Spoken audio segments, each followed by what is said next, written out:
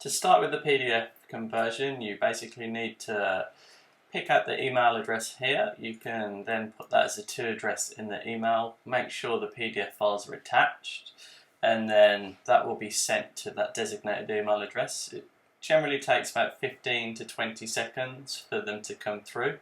As you can see in this one, we've got 2 PDF documents attached that are for different customers. So we'll just wait for that to come through now.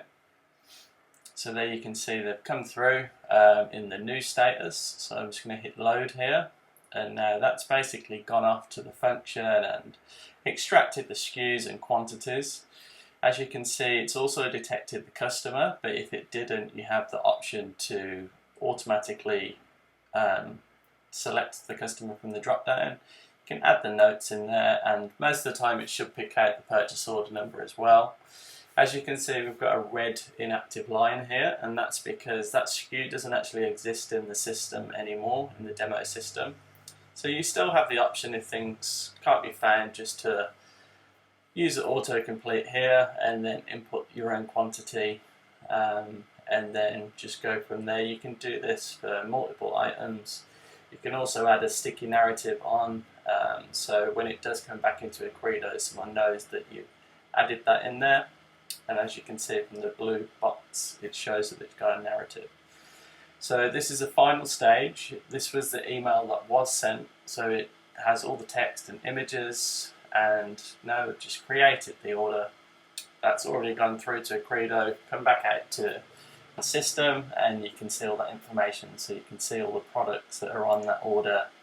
You can see all the order notes, and it automatically says that the SKU's not been able to be detected. And one of the great features that also happens is we store that PDF document for you. So we'll store that for the next 7 years for tax purposes, just in case you need to come back and recall, or even if you need to see the original document that the customer sent through, just in case there were any issues in what was sent to the customer. So this is just the other one that was attached. As you can see, this has got more SKUs. You could send through literally a 10-page PDF document. It doesn't matter about the size. It will just extract all the SKUs. There's also the functionality to manually just put in a PDF document, and then that just goes through the same process as we saw before. So just increase the quantity, go to continue, create the order, and then on the left hand side we also have the orders tab. So this should realistically have every Accredo order based on the subscription plan that you have. So for the professional we go back 3 years, so you'll be able to come through there. So you'll pull all these up. You can pull these up on your desktop, your iPad, etc. And as you can see, we've got the PDF documents attached as well. So this is a settings area.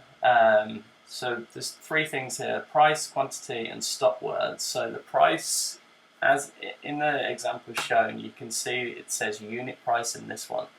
So the system uses that text to try and figure out where exactly on the PDF document that price may sit. So as you use the system more, you'll add to this and it will get better over time, but we've just got some in there that we feel are pretty helpful.